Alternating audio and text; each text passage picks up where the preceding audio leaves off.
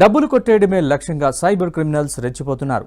ఆశ చూపుతూ, భయపెడుతూ, బెదిరిస్తూ అందిన కాడికి దోచుకుంటున్నారు. అలాంటి సైబర్ నేరగాళ్ల కోసం ప్రత్యేక ఆపరేషన్ చేపట్టిన పోలీసులు 5 రాష్ట్రాల్లో గాలించి 23 మందిని అరెస్ట్ చేశారు. దేశవ్యాప్తంగా 100 కోట్లకు పైగా కొల్లగొట్టి ఉండొచ్చని అనుమానిస్తున్నారు.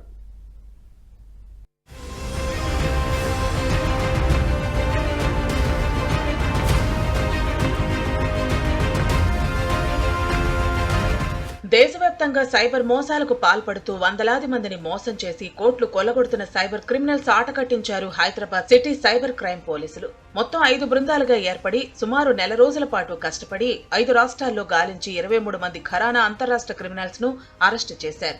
వారిపై నగరంలో 14, తెలంగాణ వ్యాప్తంగా 30, దేశవ్యాప్తంగా 359 సైబర్ క్రైమ్ కేసులు నమోదై ఉన్నట్లు నిర్ధారించారు.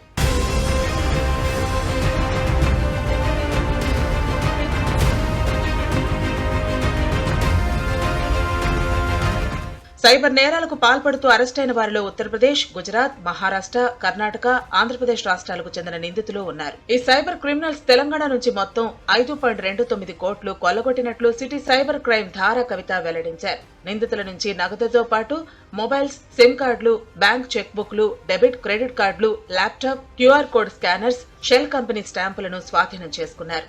స్పెషల్ ఆపరేషన్లో భాగంగా ఒక 6 డిఫరెంట్ స్టేట్స్ని విజిట్ చేయడం జరిగింది. దీనిలో మనకి యూపీ, గుజరాత్, ఢిల్లీ, అట్లాగే మహారాష్ట్ర, ఆంధ్రప్రదేశ్, కర్ణాటక ఇట్లా డిఫరెంట్ ప్లేసెస్కి వెళ్ళి కేసెస్ డిటెక్ట్ చేయడం జరిగింది. వీళ్ళు తెలంగాణలో టోటల్గా 30 కేసెస్లో, అట్లాగే అక్రాస్ ఇండియా, ఆల్ ఓవర్ ఇండియాలో 328 కేసెస్లో ఇన్వాల్వ్ అయి ఉన్నట్లు గుర్తించడం జరిగింది. మన దగ్గర డిటెక్ట్ చేసినటువంటి కేసెస్ చూస్తే 5 కేసెస్ ఇన్వెస్ట్మెంట్ ఫ్రాడ్స్, అట్లాగే digital arrest are customs fraud cases 2 cases detection అయినాయి. ట్రేడింగ్ ఫ్రాడ్స్ 3 కేసెస్ పట్టుకోవడం జరిగింది. APK file or unauthorised transaction case ఒకటి డిటెక్షన్ అయింది. అట్లాగే జాబ్ ఫ్రాడ్స్ కూడా 2 కేసెస్ డిటెక్ట్ చేయడం జరిగింది.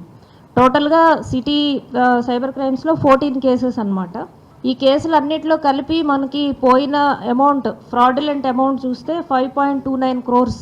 ఉత్తరప్రదేశ్ కు చెందిన 60 ఏళ్ల కమలేష్ కుమారి యూపీలో ఒక ప్రధాన పార్టీ తరపున ఎమ్మెల్యేగా పోటీ చేసి ఓడిపోయారు. ఎన్నికల ప్రచారానికి చేసిన అప్పులు తీర్చడానికి సైబర్ నేరగాళ్లతో చేతులు కలిపి మోసాలకు పాల్పడింది.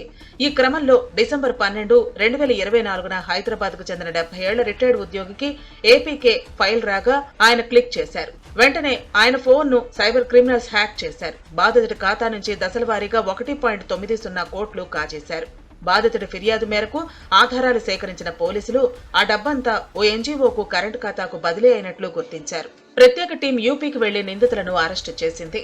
ఈ అమౌంట్ 1.9 crores నాకు తెలియకుండానే, ఎవరి ప్రమేయం లేకుండానే డిడక్ట్ అయినట్టు నాకు మెసేజెస్ వచ్చినాయి. ఇది ఎంతో హార్డ్ అండ్ మనీ, ఇది నాకు తెలియకుండా నేనేమీ ప్రెస్ చేయలేదు, ఎట్లా పోయిందో తెలియట్లేదు అని చెప్పేసి చాలా కన్ఫ్యూజ్డ్ స్టేట్లో వచ్చి కంప్లైంట్ ఇవ్వడం జరిగింది. టెక్నికల్గా అంతా లింకప్ చేసినప్పుడు వీళ్ళు అక్యూజ్డ్ని యూపీ ఏరియాలో ఐడెంటిఫై చేశారు. ఇమీడియట్గా ఈ టీం అంతా ఫామ్ చేసుకొని యూపీకి వెళ్ళారు. వెళ్ళి క్లూస్ వర్కౌట్ చేసినప్పుడు ఒక లేడీ అక్యూజ్డ్ ఇందులో ఇన్వాల్వ్ అయినట్టు ఐడెంటిఫై చేశారు. 60 years ఓల్డ్ లేడీ అనమాట. ఈమె ఒక ఎన్జిఓ రన్ చేస్తుంది. మనం చూసినట్లయితే ఒక పార్టీలో కూడా కంటెస్టెడ్ క్యాండిడేట్ అంట. లాస్ట్ ఎలక్షన్స్లో అప్పుల్లో ఉండి ఆమె ఈ డబ్బుల గురించి ఇదవుతున్నప్పుడు కో అక్యూజ్డ్, ఇంకొక అక్యూజ్డ్ వచ్చి ఈజీగా డబ్బులు సంపాదించవచ్చు, కమిషన్ దొరుకుతుంది, మీ ఎన్జిఓ అకౌంట్ ఎందుకు యూజ్ చేయకూడదు అని చెప్పేసి ఎంకరేజ్ చేసినప్పుడు ఈమె ఈ క్రైమ్లో పార్టిసిపేట్ అయిందనమాట. సైబర్ మోసాలపై అప్రమత్తంగా ఉండాలని సిటీ సైబర్ క్రైమ్ పోలీసులు హెచ్చరిస్తున్నారు. సోషల్ మీడియాతో పాటు వాట్సాప్ గ్రూపుల్లో వచ్చే అనధికార లింకులను క్లిక్ చేయొద్దని సూచిస్తున్నారు.